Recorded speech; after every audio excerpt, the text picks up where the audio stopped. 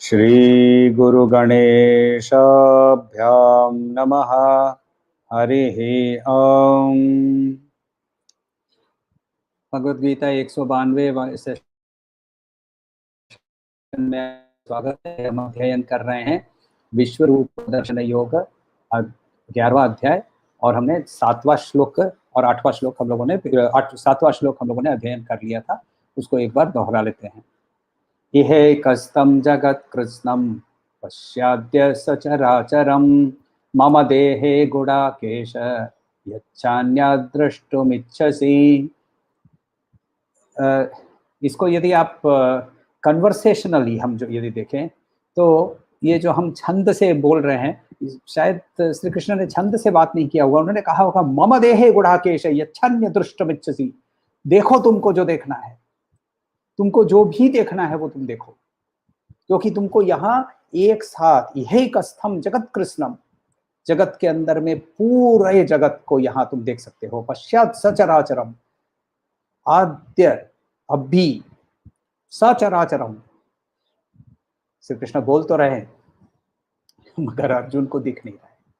अर्जुन को क्यों नहीं दिख रहा है? क्योंकि वो जानते हैं कि उसके ज्ञान चक्षु खुले नहीं हैं। देखिए, हमारे अंदर में हमारी परसेप्शन जो है ना वो लिमिटेड होती है, क्योंकि हम डुअलिटी के अंदर में फंसे हुए होते हैं।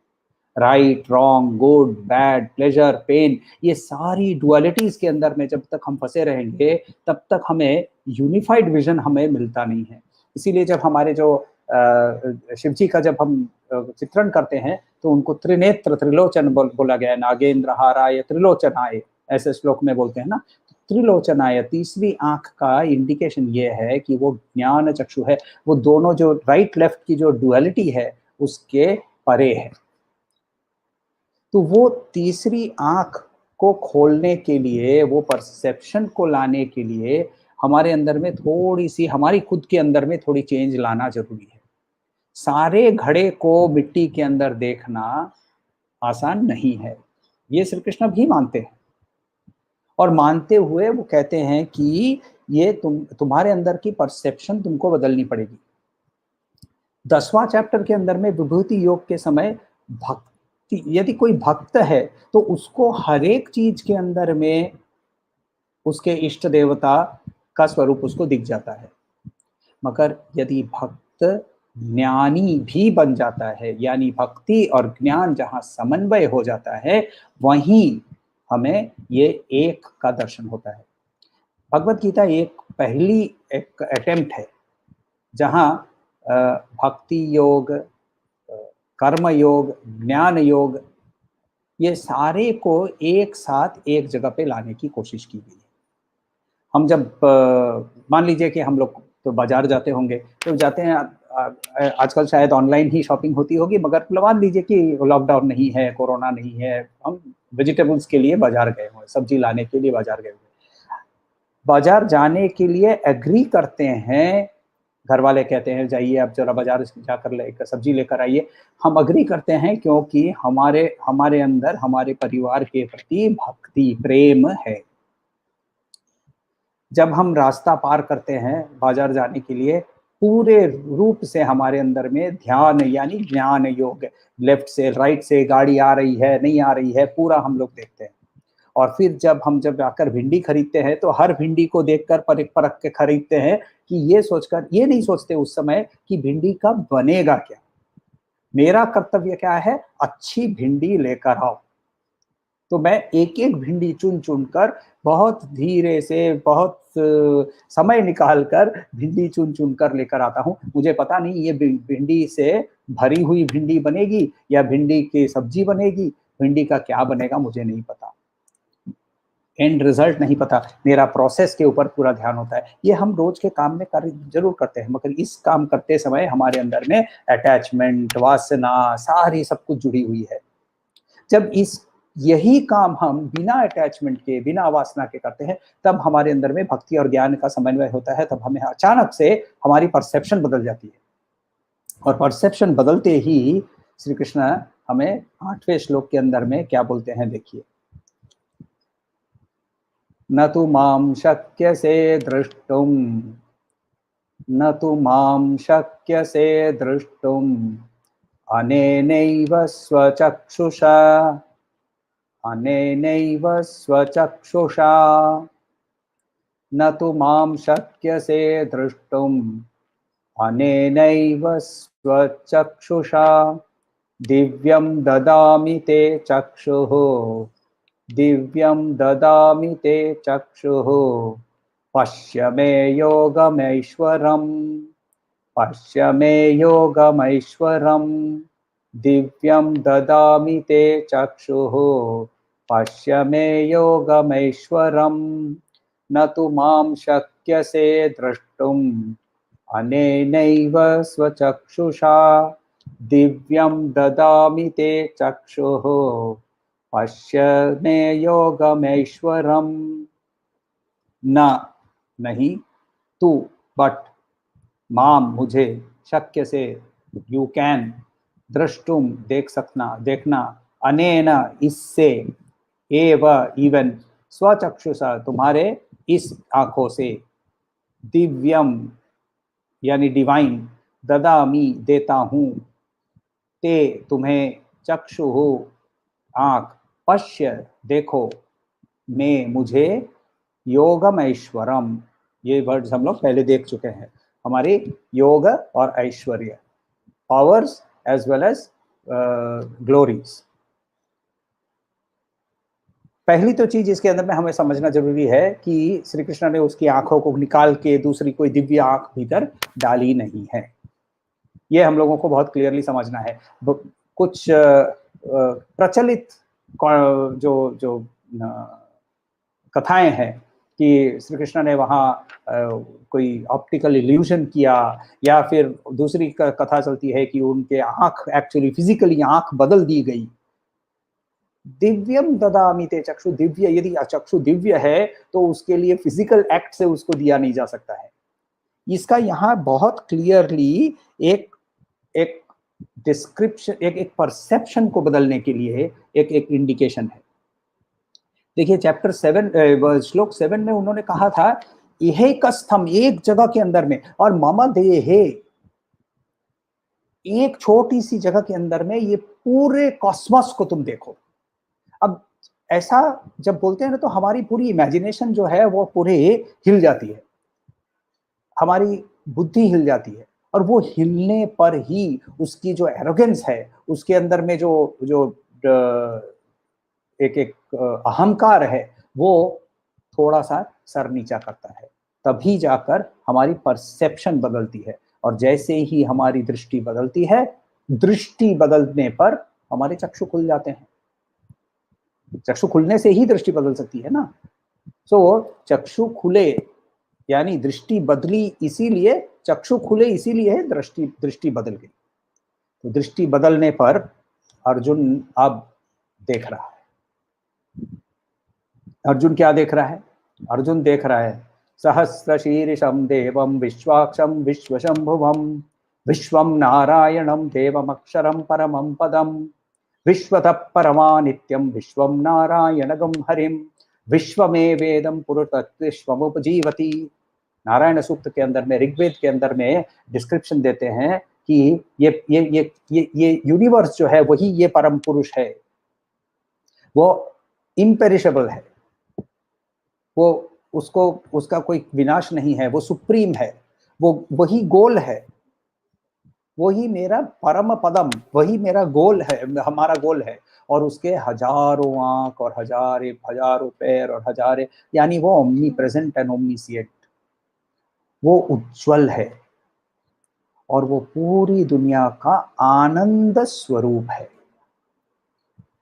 तो ये उसकी दृष्टि, अब वो देख रहा है, और ये जब वो देख रहा है तो उसके नजर उधर है, उसका मुंह बंद हो गया है, तो हमें कौन डिस्क्राइब करेगा कि क्या देख रहा है वो?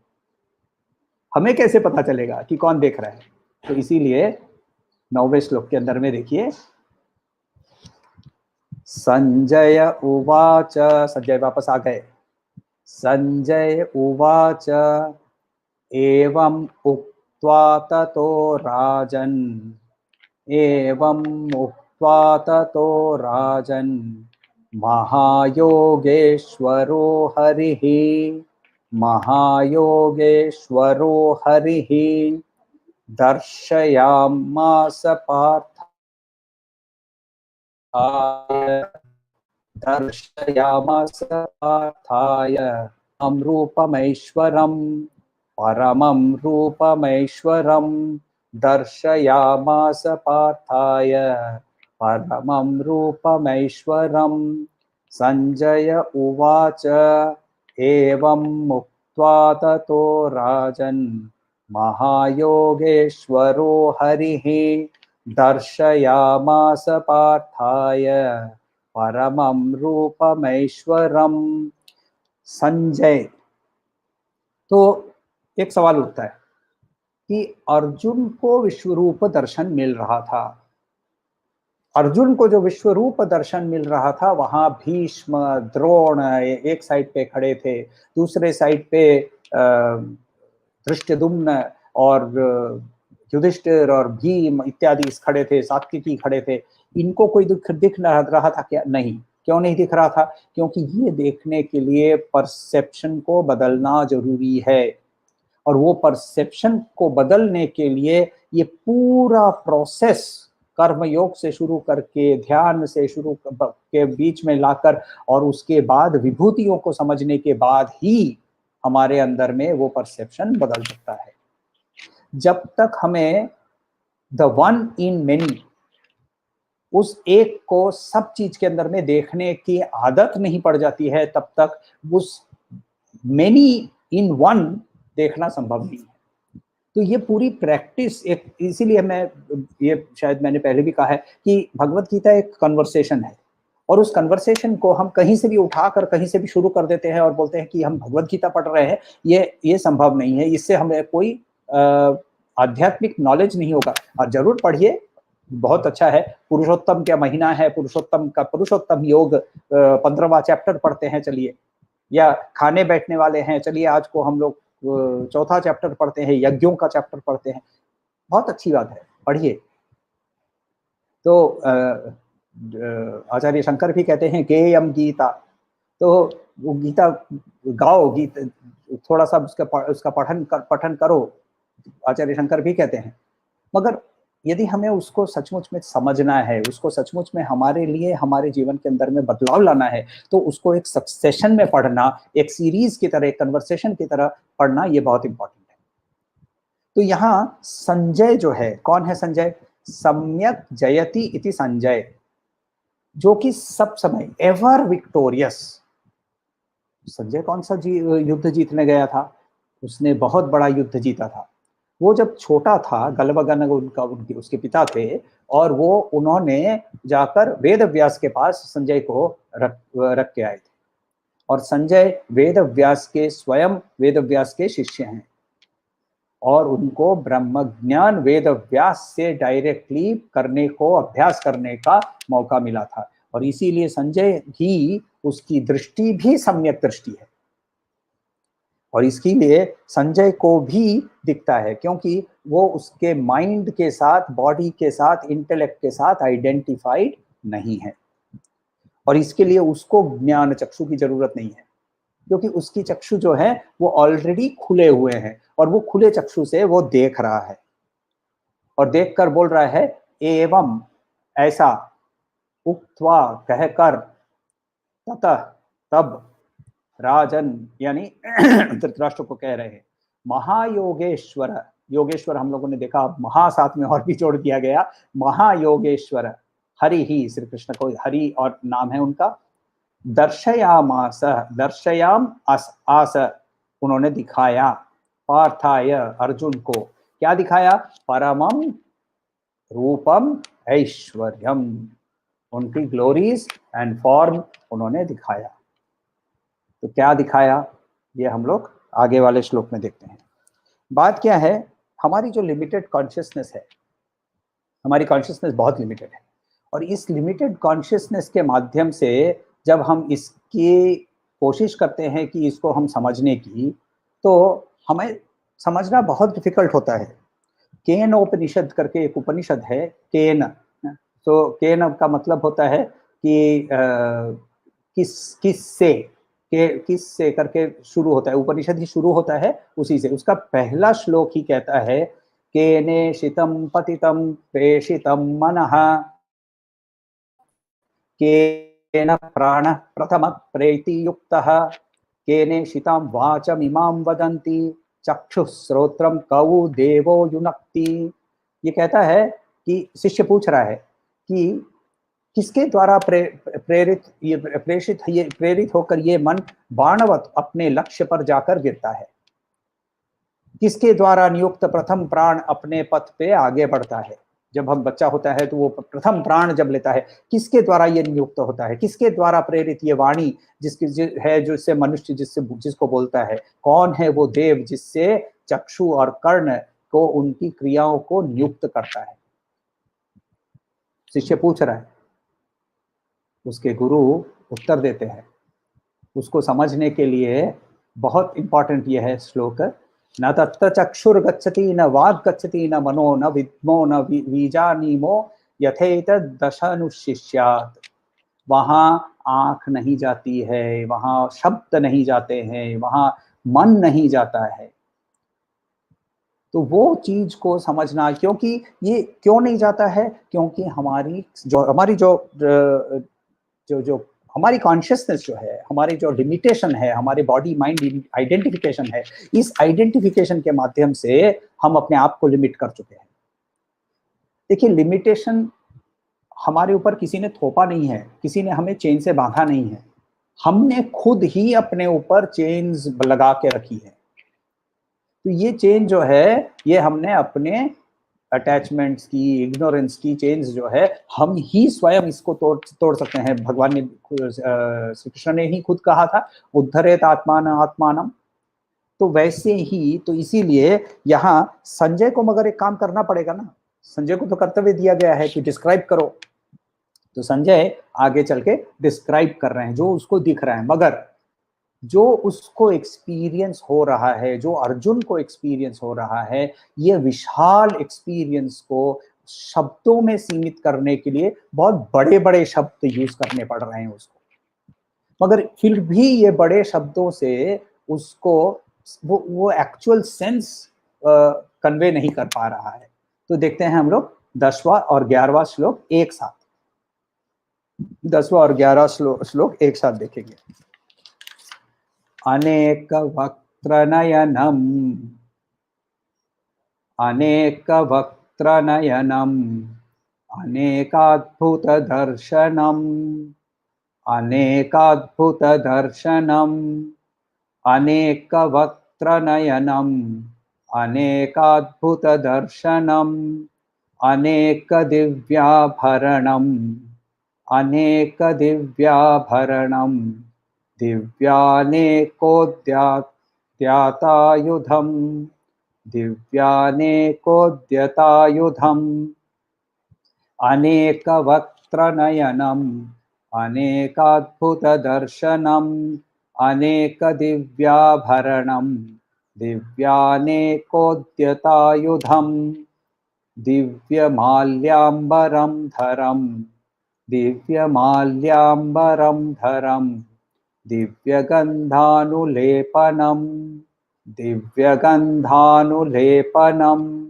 दिव्यमाल्यम्बरम देवम, दिव्यमाल्यम्बरम वरधरम, दिव्यगन्धानुलेपनम, सर्वाश्चर्यमयं देवम, सर्वाश्चर्यमयं देवम, अनंत विश्वतोमुखम, अनंतो अनंतम अनंतम विश्वतोमुखम सर्वाश्चर्यमयं देवम अनंतम विश्वतोमुखम माल्याम्बरधरम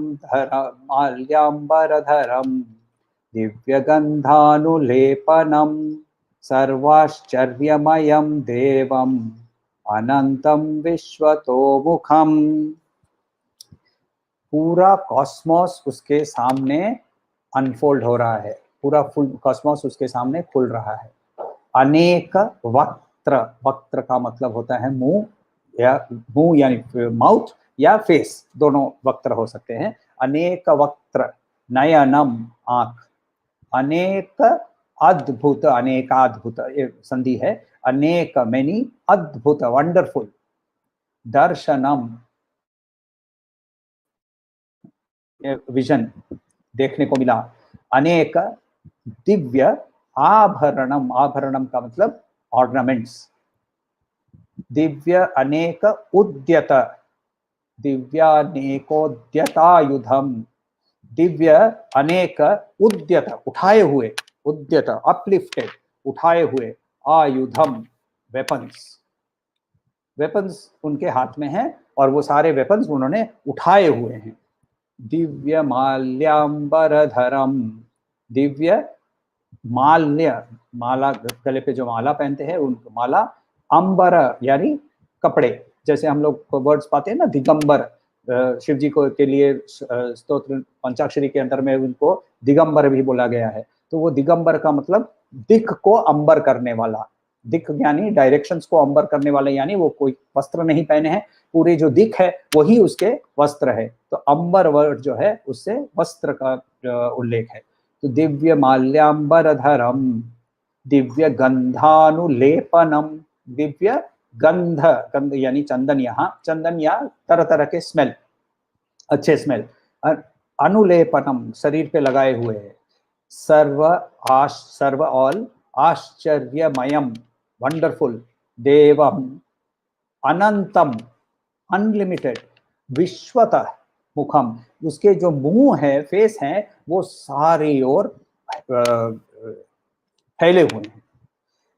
ये आउटलाइन है, ये सिर्फ अभी पूरी डिस्क्रिप्शन नहीं हुई है। जब कोई पेंटर पेंटिंग करता है तो कैसे करता है वो, पेंटर जब पेंटिंग करता है तब कैसे करता है वो, पहले आउटलाइन ड्रॉ करता है। इंडिया की मैप करनी है तो भी हम लोग पहले आउटलाइन करते हैं। तो ये ऐसे करके जब आउटलाइन, तो ये सिर्फ आउटलाइन को दिखाया गया है।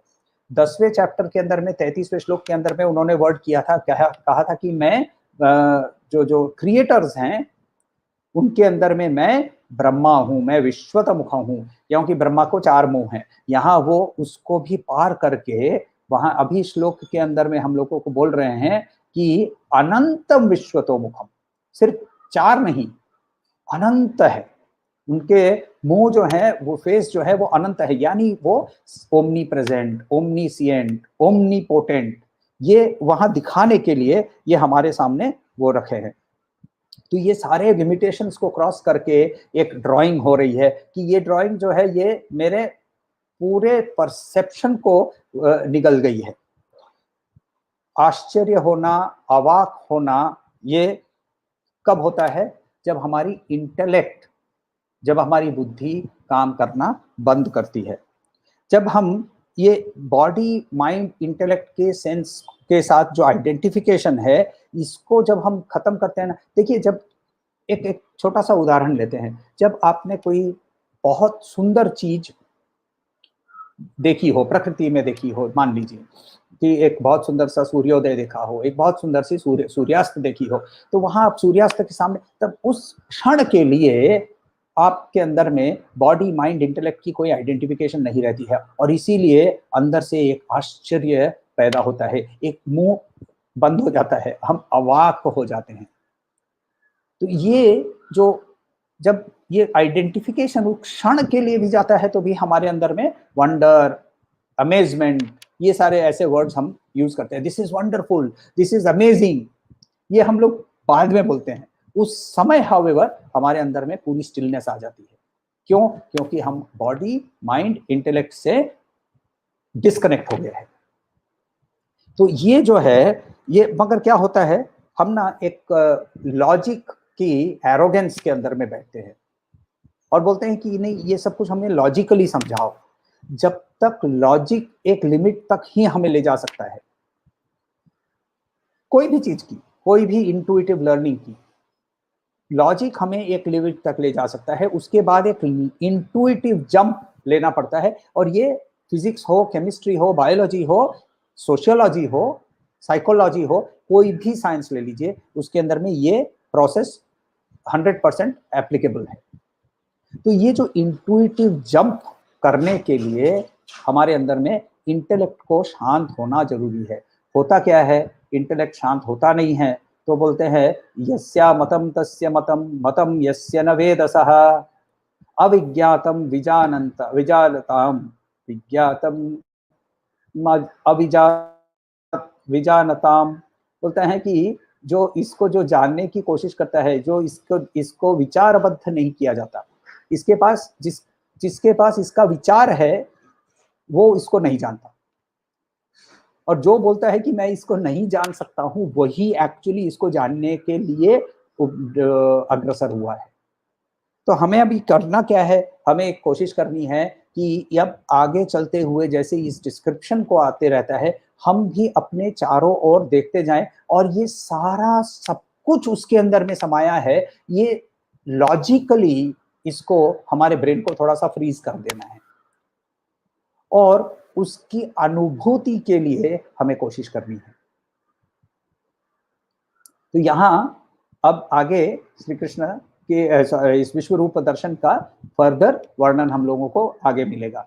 आज के लिए यहाँ हम लोग खत्म करेंगे। तो कोई सवाल हो तो बताइएगा। सवाल आए हैं। अर्जुन को विश्व दर्शन के लिए श्री कृष्ण ने दिव्य दृष्टि दी, लेकिन संजय को कैसे दिखा दिव्य स्वरूप? क्या व्यास मुनि को पहले से पता था कि परमेश्वर दिव्य दर्शन कराने वाले हैं? व्यास मुनि को पहले से पता नहीं था कि विश्व रूप दर्शन होने वाला है, गीता होने वाली है। व्यास मुनि ने धृतराष्ट्र को, याद रखिए, धृतराष्ट्र कौन है? धृतराष्ट्र व्यास मुनि का ही पुत्र है, राइट। व्यास मुनि एक्चुअली नियोग कहते थे। नियोग के द्वारा उनकी माता अंबालिका के माध्यम से, अंबिका के माध्यम से धृतराष्ट्र पैदा हुए हैं। यानी धृतराष्ट्र के पिता ही व्यास ही हैं। इसीलिए पुत्र स्नेह के कारण व्यास मुनि कहते हैं कि मैं जानता हूं कि तुम्हें बहुत उत्सुकता है युद्ध में क्या होने वाला है, तो तुम्हें देखना है, तो मैं तुम्हें दिव्य दृष्टि देने को तैयार हूं। मगर धृतराष्ट्र कहते हैं नहीं नहीं नहीं नहीं, मेरे आंखों से मैं देख नहीं पाऊंगा, तो मैं वर्णन सुनने को तैयार हूं। इसीलिए वो अपने प्रिय शिष्य है संजय गवलगन उनका एक्चुअल नाम है, तो संजय को दिव्य दृष्टि दी जाती है। तो संजय पूरे युद्ध को डिस्क्राइब करता है। यदि हम लोग आगे भगवत गीता छोड़कर हम जब आगे जाते हैं, तो सारे 18 दिनों के जो 18 दिनों के युद्ध हुए, सारे जो डिस्क्रिप्शंस हुए, ये सारे के अंदर में हमें संजय के डिस्क्रिप्शंस मिलते हैं। तो संजय को ये दृष्टि दी गई थी युद्ध देखने के लिए। उस युद्ध के घटना चक्र के अंदर में गीता हमें प्राप्त हुई। ये व्यास मुनि को पता था कि नहीं, वो नहीं पता, मगर वो इंटेंट नहीं था कि उसको भी विश्वरूप का दर्शन हो, मगर सम्यक दृष्टि थी। सम्यक जयति था। यह सम्यक जयति का मतलब उसके अंदर में बॉडी माइंड इंटेलेक्ट की आइडेंटिफिकेशन, उसको वो जय कर चुका था, और इसीलिए उसको दिव्य चक्षु की जरूरत नहीं थी, उसकी ज्ञान चक्षु ऑलरेडी खुले हुए थे। अर्जुन के आंतरिक अनुभव को संजय कैसे व्यक्त करते हैं? अर्जुन के आंतरिक अनुभव को नहीं व्यक्त कर रहे हैं। बहुत केयरफुली रहिए यहाँ, क्योंकि आगे चल के हम देखेंगे अर्जुन उसके आंतरिक अनुभवों को बोलने लगेगा। वहां भी हमें बहुत इंटरेस्टिंग चीज समझना है कि जब मैं कुछ अनुभव कर रहा हूं, जब तक उसको मैं अभिव्यक्त नहीं करता हूं, तो मेरे सामने वाले जो भी हैं उसको मेरी अनुभूति के बारे में कुछ नहीं पता चलता है। मैं जब अभिव्यक्त करता हूं तभी भी उसको थोड़ा सा ही उसके बारे में ज्ञान होता है, ये नहीं कि उसको पूरा समझ में आता है। और इसीलिए जब अर्जुन के अंदर में जो जब अनुभूतियां होने लगती है, अर्जुन के अंदर में जो उसकी उपलब्धियां होती है इस दर्शन को प्राप्त करते समय, तो उसकी वर्णना अर्जुन के मुख से ही संजय हमें सुनाता है। तो अर्जुन यहाँ क्या दिख रहा है वो बता रहा है, अर्जुन अनुभूति के बारे में नहीं बता रहा है। देखिए आप लास्ट 10वां और 11 श्लोक और एक बार देखते हैं। अनेक वक्त्र नयनम, अनेक अद्भुत दर्शनम। यहाँ वो फिजिकल डिस्क्रिप्शन कर रहा है कि मैं क्या देख रहा हूं। अनेक दिव्याभरणम, अनेक दिव्यानेकोद्यातायुधम। तो ये तो वो आयुधम जो है वो उठाए हुए हैं। तो ये वो दिख रहा है, वो फिजिकल डिस्क्रिप्शन कर रहा है कि ये हो रहा है।